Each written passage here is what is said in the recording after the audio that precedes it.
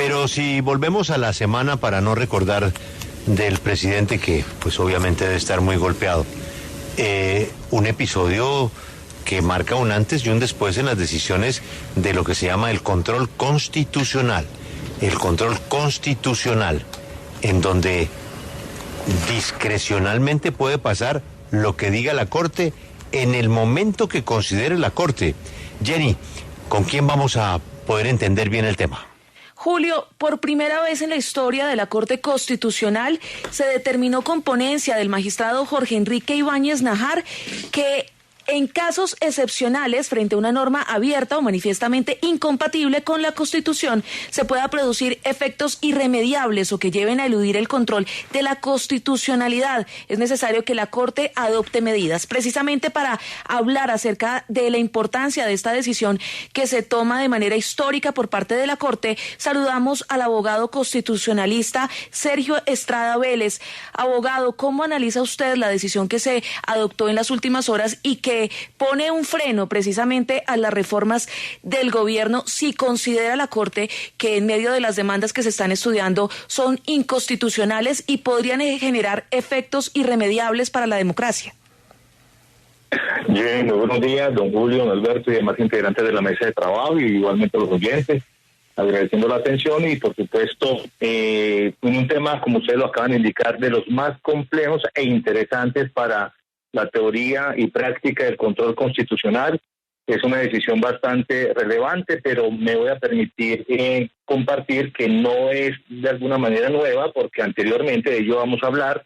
La Corte ha señalado, por supuesto de manera excepcional, que puede realizar un control frente a la interpretación de las normas. Entonces tenemos dos situaciones. Una norma vigente con efectos inconstitucionales, vamos a entrar en detalles muy claros, muy sencillos y pedagógicos para que toda la ciudadanía comprenda el tema, y la otra situación es la norma que desaparece del ordenamiento jurídico pero que continúa produciendo efectos, que la Corte también ha afirmado excepcionalmente, también son situaciones muy extrañas que puede realizar el control constitucional. Un ejemplo muy importante que me hace recordar esta situación.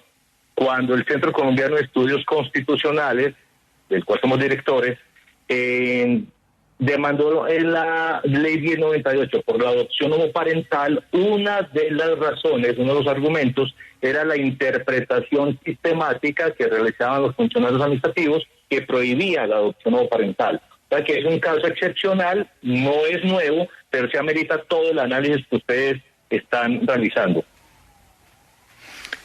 Abogado, el tema de la reforma a la salud pues ha suscitado un problema concreto de orden constitucional, y es si se requiere un tipo de ley ordinaria o una ley especial. Esa circunstancia podría convertirse en un motivo para suspender el proyecto que llegue a las manos de la Corte Constitucional. Importante la pregunta. Precisamente la Corte en este comunicado es muy clara al señalar los requisitos para esta suspensión. El primero, básicamente, debe ser una situación excepcional. No puede ser cualquier, diríamos, situación que genere duda frente a la norma, sino que debe ser una situación de interés nacional y que de alguna manera, en virtud de ese interés, amerite un análisis, repito, excepcional. El segundo requisito es que la norma tiene que ser claramente violatoria de la Constitución y también que genere efectos en contra de la Constitución de manera irremediable, ¿sí? Y finalmente que no existan otros mecanismos. Entonces, volviendo a la pregunta, dentro de ese marco, la Corte puede, en virtud del interés nacional, determinar que, ojo, estamos hablando de normas vigentes, no de proyectos, porque finalmente los proyectos todavía no son normas que están en el ordenamiento, no han entrado en vigencia. Entonces no se puede predicar de antemano la inconstitucionalidad. El caso de la ley o la reforma a la salud, ¿sí? Todo elemento que representa una afectación del derecho fundamental, no la regulación al sistema en general, sino el derecho fundamental a la salud, debe ser tramitado a través de una ley estatutaria. En términos más simples, no podríamos confundir la regulación del derecho o la regulación del sistema requerido para la protección y ejercicio del derecho con el derecho mismo. Allí está realmente uno de los grandes retos, determinar qué elementos pueden afectar directamente el ejercicio del derecho fundamental a la salud. Sí, doctor, el Congreso pues ya ha reaccionado a esta decisión muy importante de la Corte. Dice el presidente de la Cámara de Representantes, David Racero, que respetan las decisiones de los jueces, en especial las que provienen de las altas cortes, pero que la separación de poderes es un imperativo.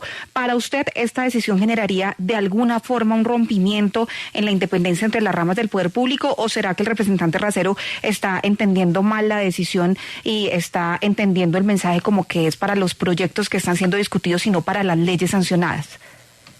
Muy importante la pregunta. Este es uno de los temas que más interés ha generado dentro de la academia, concretamente de las personas que nos dedicamos al estudio del control constitucional.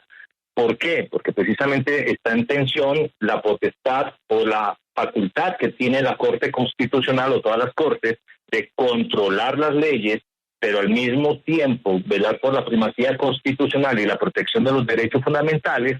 Y de otro lado tenemos esa facultad que tiene el órgano de representación popular, como es el Congreso, parlamentos, de dictar las leyes en procura de la satisfacción del interés general.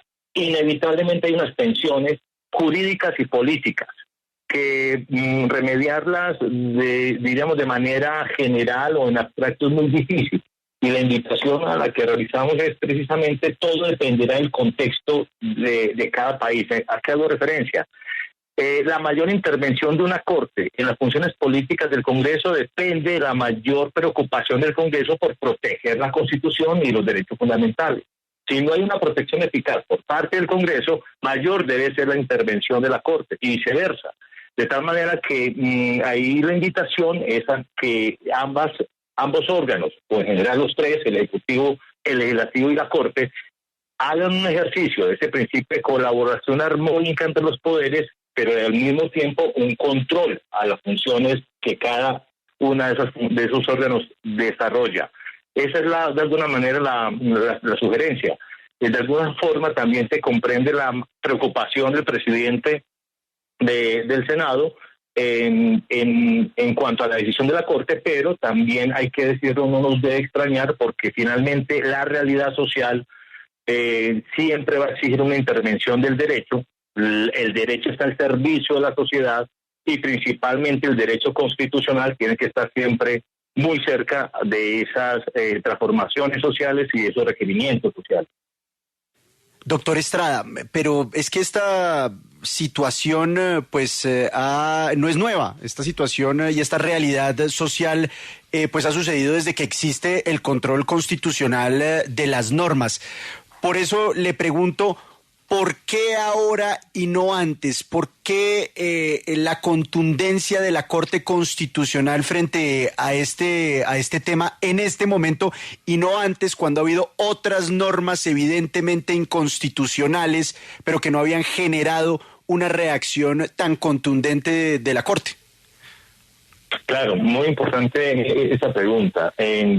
Quiero reiterar que no es realmente una situación excepcional. Anteriormente la Corte, por ejemplo, en el auto 193 del 2005, ha tomado decisiones y en otros casos ha tomado decisiones por fuera de las competencias expresamente señaladas en el artículo 241. Un caso muy importante que merece ser recordado es el control al concordato. Cuando existía ese tratado con el Vaticano, que generaba una violación, un tratamiento diferencial con otras iglesias.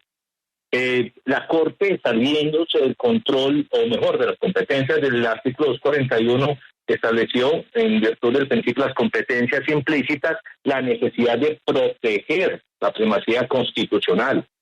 De tal manera que, también recordando el problema de las interpretaciones inconstitucionales de algunos órganos o de algunos funcionarios que pueden violar la Constitución. Yo creo que es necesario, primero, desformalizar el tema de las competencias de la Corte. Acá hago referencia, pues por supuesto no estamos hablando de un ejercicio arbitrario de las funciones de la Corte, pero que también es necesario recordar que esas competencias no responden a las necesidades de la Corte, o mejor, las necesidades de responder a esos requerimientos sociales. Ahora, ¿por qué la Corte no lo hizo en otros casos similares o de mayor importancia? Pues con muchísimo respeto hacia la Corte, y no quiero entrar en discusiones que generen estas suspicacias o que tengan que ver con interpretaciones políticas, que no es la función, obviamente, de un profesor de Derecho Constitucional. Abogado, pero dada el pronunciamiento y la decisión de la Corte Constitucional sobre la que no cabe ningún tipo de apelación, es importante también señalar que esto es prácticamente ponerle un freno a las reformas que imparte o que está promoviendo en este momento en el país el gobierno de Gustavo Petro, la reforma laboral, la reforma a la salud, la reforma pensional. Esto puede ser garantía para que si se llega a violar algún tipo de derecho, pues obviamente se pueda garantizar que así no ocurra y que la Corte defienda los derechos de los colombianos? No, es muy importante resaltar, y esto me hace recordar un gran debate que en estos días hemos abordado, que es el reciente pronunciamiento de la Corte frente al tema de las fotodetecciones, ¿sí? Que inmediatamente, a raíz de problemas también de desinformación, se pensó que se estaba reviviendo la solidaridad que había ya eliminado en una sentencia anterior.